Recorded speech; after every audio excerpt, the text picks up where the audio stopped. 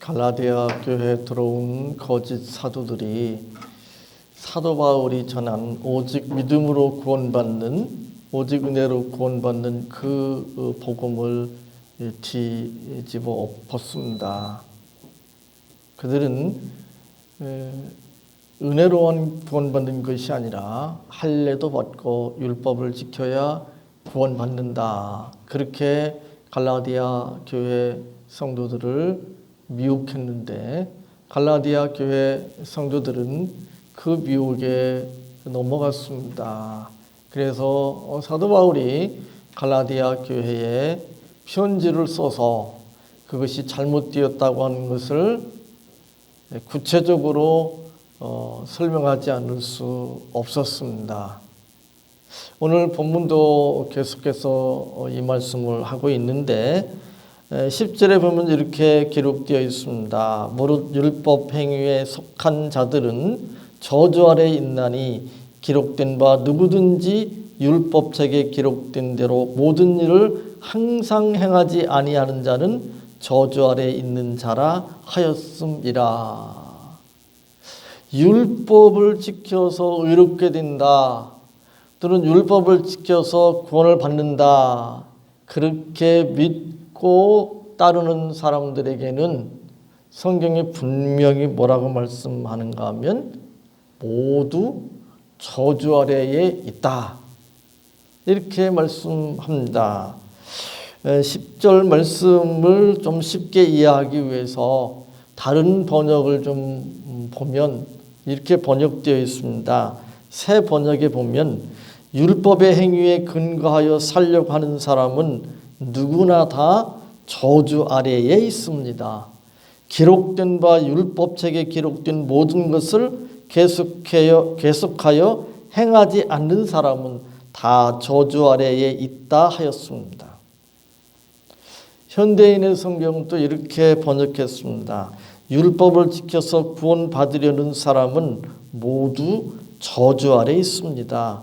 그것은 율법책에 기록된 모든 것을 항상 지키지 않는 사람은 누구든지 저주를 받을 것이다 라고 성경에 기록되어 있기 때문입니다. 율법을 항상, 다르게 말하면 계속해서 모두 지키지 않으면 저주 아래 있다 라고 성경에 기록되어 있습니다.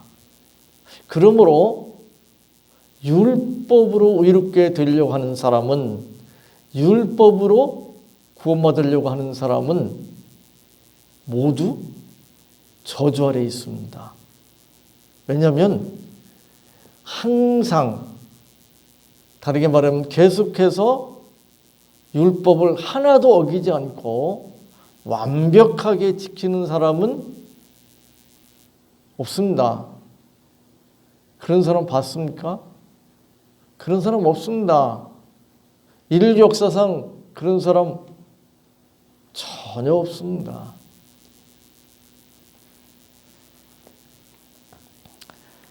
율법 가운데 어떤 하나라도 어기게 되면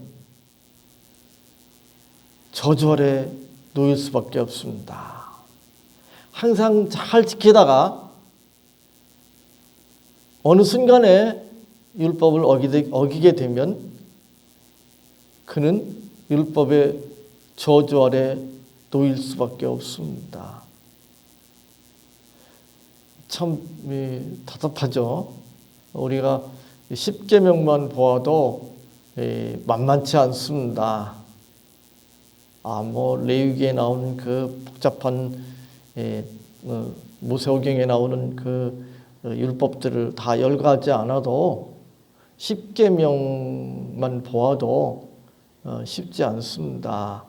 전 그 중에 제일 힘든 게 마지막 10번째 계명 같아요.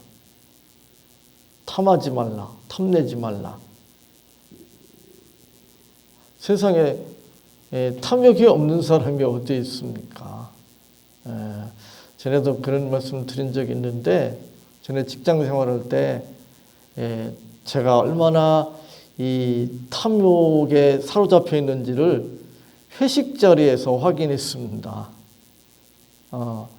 이 술도 안 마시고 담배도 안 피우는데, 이 회식 자리에서 그 회비 가지고 술도 사서 함께 마시고 담배도 사서 함께 피우는데, 저는 술도 안 마시고 담배도 안 피우니까 이 좀 억울하다는 생각이 들더라고요. 예? 왜 회비에서 그걸 하냐고. 술 안 마시는 사람도 있는데, 담배 안 피우는 사람도 있는데, 근데 그걸 대놓고 얘기할 수도 없어요.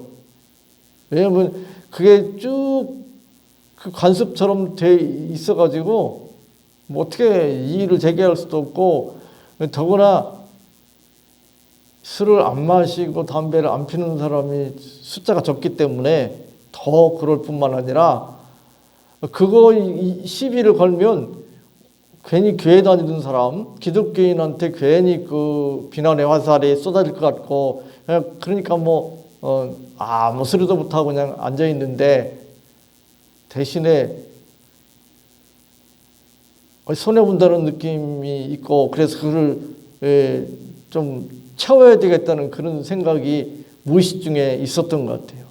그래가지고 음식을, 글쎄 지금은 어떤지 모르겠지만 그 당시에 제가 직장생활 때는 주로 회식하면 고기를 주로 먹었거든요. 그래서 고기를 그냥 양껏 먹는 거죠. 그래서 배탈 나고 이러더라고. 그래서 그때 제가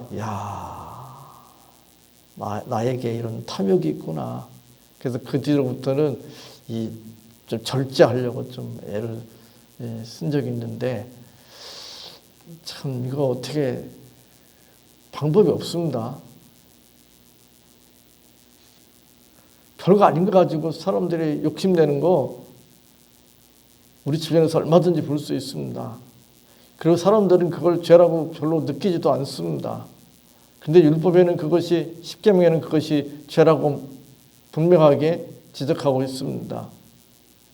거기서 자유로운 사람이 어디에 있습니까? 비웠다고요? 쉽지 않은 이야기입니다.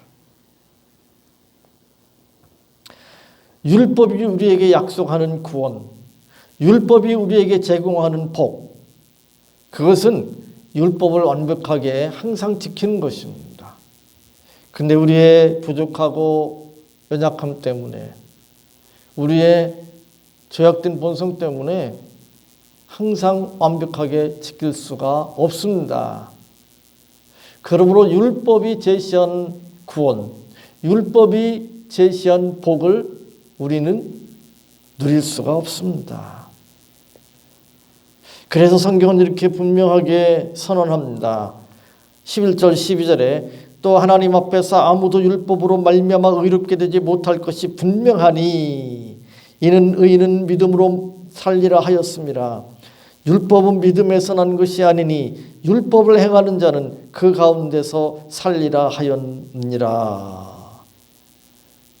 우리가 10절에서 살펴본 대로 누구도 율법으로 말미암아 의롭게 되지 못한다는 것이 분명하다는 것을 인정하지 않을 수 없습니다. 그렇죠? 항상 완벽하게 율법을 지킬 수 있는가? 지킬 수 없습니다. 우리는 부족하고 연약합니다. 우리의 죄악된 본성이 항상 완벽하게 율법을 지키지 못하도록 우리를 방해합니다. 그것을 우리가 어떻게 할 수가 없습니다. 노력한다고? 그래요, 노력해야 되겠죠. 노력한다고 다 되는 것은 아닙니다. 그렇다면 우리는 결론을 어떻게 내릴 수밖에 없는가? 의인은 믿음으로 살리라 의인은 믿음으로 살리라 라고 말할 수밖에 없습니다. 로마서 1장 17절에 이렇게 말씀합니다. 복음에는 하나님의 의가 나타나서 믿음으로 믿음에 이르게 하나니 기록된 바 오직 의인은 믿음으로 말미암아 살리라 함과 같으니라. 복음에는 하나님의 의가 나타나서 믿음으로 믿음에 이르게 하나니 기록된 바 오직 의인은 믿음으로 말미암아 살리라 함과 같으니라. 하나님 앞에서, 다르게 말하면 율법 앞에서 의롭게 살 수 없다면, 구원받을 수 없다면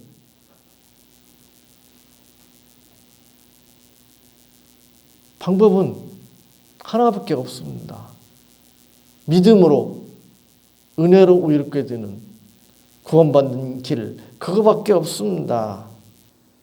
그래서 복음에는 하나님의 의가 나타나서 믿음으로 믿음에 이르게 한다고 말씀하고 있습니다.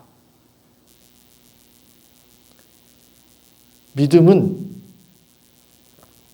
인간의 행위로부터 나오는 모든 공로와 덕행을 벗어 던지고 오직 예수 그리스도의 십자가 대속의 은혜의 근거에서 의롭게 된다고 하는 사실을 성경은 우리에게 말씀하고 있습니다.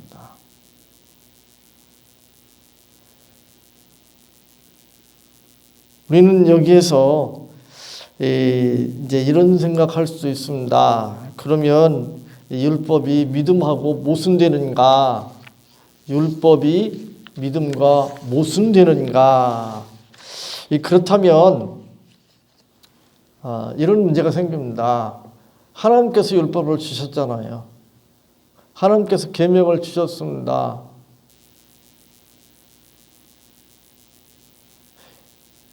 그러면 하나님은 어떻게 되는 겁니까?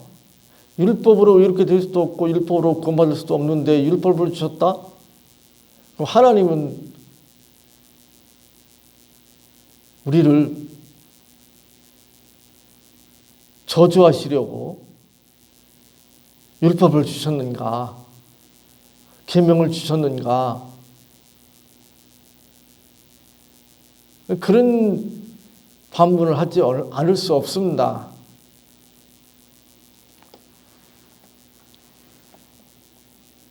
그러나 우리가 분명히 알 수 있는 것은 하나님은 선하시고 거룩하신 분입니다. 하나님께서 우리를 저주하시려고 율법을 주신 것이 아니라 우리에게 복을 주시려고 율법을 주셨습니다. 우리가 이제 또 살펴볼 것이지만 율법을 통해서 하나님은 우리의 연약하고 부족하고 죄악된 것을 분명하고 구체적으로 보게 하십니다. 그리고 율법을 지켜서는 다르게 말하면 인간의 행위로는 다르게 말하면 인간에게 근거해서 의롭게 될 수 없다는 것을 구원받을 수 없다는 것을 처절하게 깨우치시기 위해서 율법을 주신 겁니다. 그래서 하나님께 나아가도록 하나님을 의지하도록 하나님의 은혜로 나아오도록 이끄시기 위해서 율법을 주신 것입니다. 그러므로 우리가 갈라디아서 말씀을 살펴볼 때에 율법으로는 다르게 말하면 인간의 행위로는 의롭게 될 수 없다. 구원받을 수 없다. 그 말씀이 율법을 지키지 않아도 된다. 행위는 필요 없다. 라고 하는 것을 가르치기 위한 것이 아니고 오직 우리가 의롭게 되는 길, 구원받는 길은 율법을 지켜서 즉 우리의 행위로 되는 것이 아니라 하나님의 은혜로 된다고 하는 것을 믿음으로 된다고 하는 것을 가르치기 위함이라고 하는 것을 우리가 분명하게 알아야 되겠습니다. 성경은 이렇게 말씀합니다. 13절 14절에 그리스도께서 우리를 위하여 저주를 받은 바 되사 율법의 저주에서 우리를 속량하셨으니 기록된 바 나무에 달린 자마다 저주 아래에 있는 자라 하였습니다.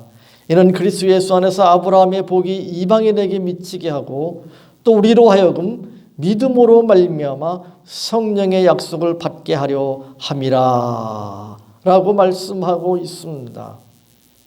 우리가 구원받는 길, 우리가 의롭게 되는 길은 하나님께서 우리에게 율법을 주셨는데 그 율법으로부터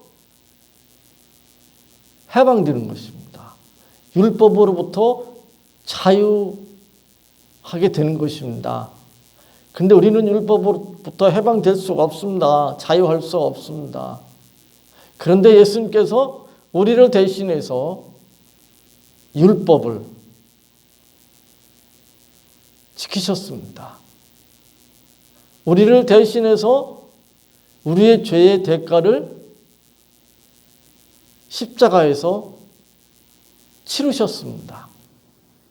그러므로 우리를 율법의 저주에서 자유하게 하셨습니다. 율법을 완벽하게 지킬 수도 없고 그렇다면 율법의 저주 아래 놓일 수밖에 없었는데 그럼에도 불구하고 우리가 구원을 받았다면 그것은 율법으로부터 해방되었기 때문이다 라고 말할 수밖에 없습니다. 이제 갈라디아 교회는 이방인 교회잖아요. 앞에서 우리가 살펴본 고린도 교회도 물론 이방인 교회고 또 골로새 교회도 물론 이방인 교회고 또 그런 이방인 교회들의 공통적으로 나타난 것이 무엇인가 하면 사도 바울이 오직 예수 그리스도를 믿는 믿음으로 예수 그리스도의 대속의 은혜로 구원받는다고 하는 그 복음을 전했는데 이제 유대에서 온 거짓 교사들이 거짓 사도들이 아니야.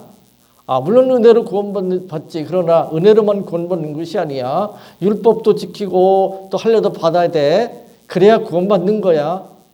이렇게 가르쳤고 이방인 교회 성도들이 그런 가르침에 미혹되어서 넘어갔습니다. 그럴듯하거든요. 그런데 이방인들이 구원받은 것을 한번 생각해 봐라. 너희들이 할례를 받거나 율법을 지키기 전에 율법이 뭔지도 잘 모르고 할례가 뭔지도 몰랐는데 사도 바울과 그 일행이 이방인 지역에 가서 예수 그리스도의 복음을 전하지 않았느냐. 그리고 그 복음을 전하니까 이방인들이 예수님을 우리의 구원자와 주님으로 믿고 그리고 성령께서 임하시지 않았느냐. 성령께서 임하심으로 말미암아 그들이 예수님을 구주와 주님으로 믿어서 구원받았다고 하는 것이 분명해진 것이 아니냐. 그렇다면 할례 받지도 않고 율법도 안 지켰는데 구원받았지 않냐. 그런데 왜 할례를 받고 율법을 지켜야만 구원받는다고 말하냐. 이게 말이 되지 않는 소리잖아요. 말이 되지 않는 소리인데 거기에 넘어가요. 이 사기꾼들이 이 사람들을 사기치는데 조금만 생각해보면 말도 안 되는 소리를 하고 있는데 사기 당한 사람들은 거기에 넘어가는 거예요. 그죠? 이단들 이야기 이렇게 쭉 보면 말도 안 돼요. 조금만 생각해보면 말도 안 되는 소리를 하고 있는데 수많은 사람들이 넘어가요. 이단 교리에 넘어가서 이단에 속한 그 신자들을 보면 80~90%가 교회 다니던 사람들이에요. 참 답답하죠. 신천지는 글쎄요, 그 정도까지는 아닐 거라고 생각하는데 300명의 뭐 목사들이 있다고? 300명이 신천지에 넘어갔대요, 목사들이. 야, 어떻게 신학 공부하고 어떻게 목회를 하고 어떻게 성경 읽고 어떻게 해석했기에 그럴까? 참 답답합니다. 제가 궁금해서 그 이단들 책을 읽고 뭐 지금 정리해보고 있는데, 그 전에 예수님 안 믿는 사람들, 무신론자들이 왜 그런가 해서 그 사람들 책 막 수백 페이지 되는 책들 계속 읽고 정리하고 분석해보고 뭐가 잘못된지를 이렇게 정리해봤는데 정말 황당해요. 말도 안 돼요. 성경 한번 제대로 읽어보지도 않고, 참, 그것도 세계적인 석학들이에요. 세계적인 석학들이고 수많은 사람들이 그 사람들을 막 환호하면서 존경하고 따르는 사람들이 세계에 그렇게 많아요. 그 사람들의 책이 그 사람들이 사는 나라에서뿐만 아니라 세계 곳곳에 여러 나라 말로 번역이 되어서 출판되고, 그 책을 읽고 감동받고 따르는 사람들이 지구상에 그렇게 많이 있는데, 와, 참. 그런데 조금만 진지하게, 조금만 노력을 해서 그 사람들의 주장을 살펴보면 말도 안 되는 황당한 주장인데 이렇게 답답할 수가 있을까? 한국교회가 지금 그런 상황에 있잖아요. 뜻 있는 목회자들이나 신학자들은 탄식을 합니다. 탄식을 해요. 왜 한국교회가 지금 이런 상황이 됐나?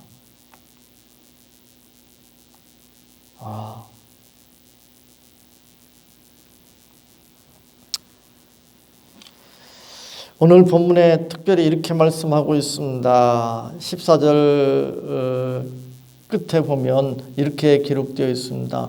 또 우리로 하여금 믿음으로 말미암아 성령의 약속을 받게 하려 함이라. 여기 믿음으로 말미암아 성령의 약속을 받게 하려 함이라 라고 말씀하고 있습니다. 성령의 약속을 받는다. 그 말은 히브리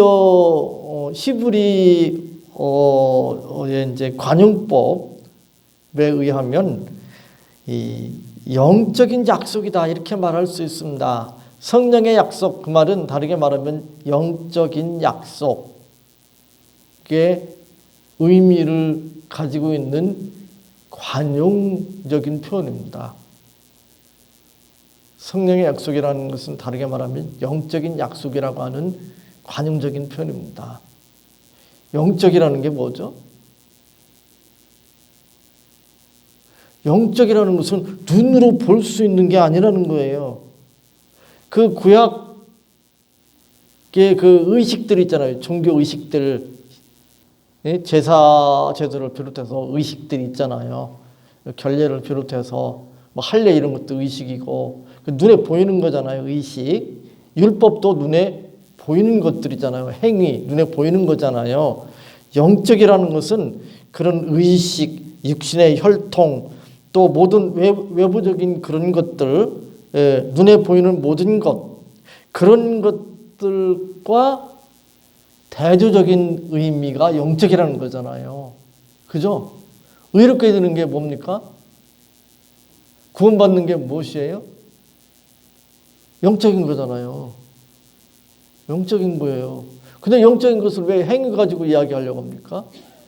영적인 것을 왜 외부적인 그런 거 가지고 이야기합니까? 왜 의식을 가지고 이야기하려고 합니까? 할례 받고 율법 지켜야 이렇게 된다, 구원받는다, 그게 그거잖아요. 왜 영적인 것을 그런 거 가지고 이야기하냐고요. 금방 할 수 있잖아요. 왜 할례 받고 율법을 지켜야만 구원받는다. 이게 말이 되는 소리예요? 일부 교파에서 그 구원 얘기할 때 그러잖아요. 삼박자 구원 얘기잖아요. 죄로부터의 구원, 질병으로부터의 구원, 가난으로부터의 구원, 그래야 그게 온전한 구원이다. 풀 가스펠이다. 그러잖아요. 아니, 그 말도 안 되는 소리 하고 있어. 왜? 가난의 문제나 질병의 문제는 영적인 게 아니고 외적인 것이에요. 눈에 보이는 거예요. 그걸 왜 죄로부터 구원받는 영적인 것과 결부시키는 거예요. 그래야 인간 궁리에 맞으니까, 사람들이 좋아하니까, 열광하니까 거기에 사람들이 모여들잖아요.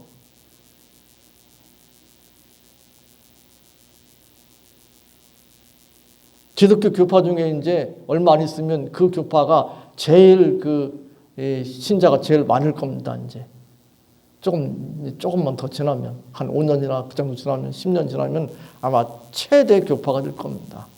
한국에서도 이제 아직은 아니지만, 한국에서는 아직 뭐 네다섯 번째쯤 될 것 같지만, 그러나 그 교파가 아닌 교회 안에도 목회자들과 신자들 가운데 그런 경향을 가지고 있는 사람들이 많기 때문에 실제로는 최대 숫자가 될 겁니다.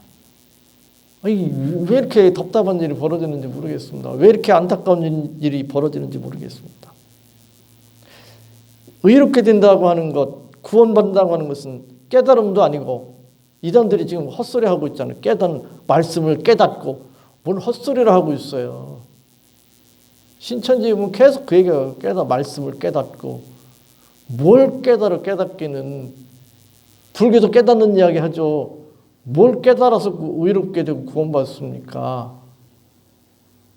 뭘 또 선행, 공로, 무슨 의지의 선택, 결단으로 구원받습니까? 말도 안 되는 소리 하고 있어요. 근데 그럴듯하잖아요. 그런 걸 주장하는 책들이 엄청 많은데, 저명한 사람들이에요. 석학들이에요. 그걸 막 수백 페이지, 수천 페이지로 막 써가지고 책으로 출판해서, 그런 책들 읽으니까 머리가 딱딱 아프고 막 열받아. 와, 그 정성, 그 노력으로 다른 걸 했으면 얼마나 좋아. 그렇게 논리적으로 이렇게 짜맞추고 증거를 갖다가 대가지고 성경적인 근거를 갖다 이렇게 제시해가지고 사람들을 설득하려고 그렇게 노력을 하고 있는데, 자기 인생을 바쳐서, 자기 인생을 불태워서, 정말 안타까워요. 안타까워.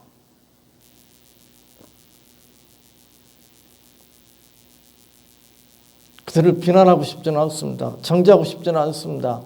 그들도 나름대로 지금 진리를 하기 위해서 지금 몸부림치고 있는 건데, 우리는 그러지 않아도 이렇게 바르게 잘 믿고 있는데, 그 은혜죠, 은혜. 우리가 특별한 은혜를 받은 겁니다. 그냥 그러니까 감사할 수밖에 없어요. 기뻐할 수밖에 없고. 그리고 그냥 그런 사람들 보면 안타까워하고 답답해하고 긍휼히 여기고 비난하고 정죄하는 게 아니고 공격하는 게 아니고, 그런 마음 가지고 그 사람들 바른 말씀, 바르게 신앙생활하고 그 부질없는 것에 자기 인생 불태우지 않고 정말 하나님께서 기뻐하시고 또 인정하시는 그런 복된 삶 살 수 있도록 우리가 또 돕고 또 섬겨야 될 것입니다. 하나님 감사합니다. 오늘 이 말씀 붙들을 수 있도록 도와주시옵소서. 감사합니다. 저희들에게 은혜를 베풀어 주셔서 이렇게 복된 신앙생활을 하게 하셨사오니 항상 기뻐하고 감사할 뿐만 아니라 그렇지 못한 자들을 긍휼히 여기고 불쌍히 여기고 저들을 바른 복음, 은혜의 복음으로 인도하기 위하여 힘쓰고 애쓸 수 있도록 도와주옵소서. 예수님의 이름으로 기도하옵나이다. 아멘.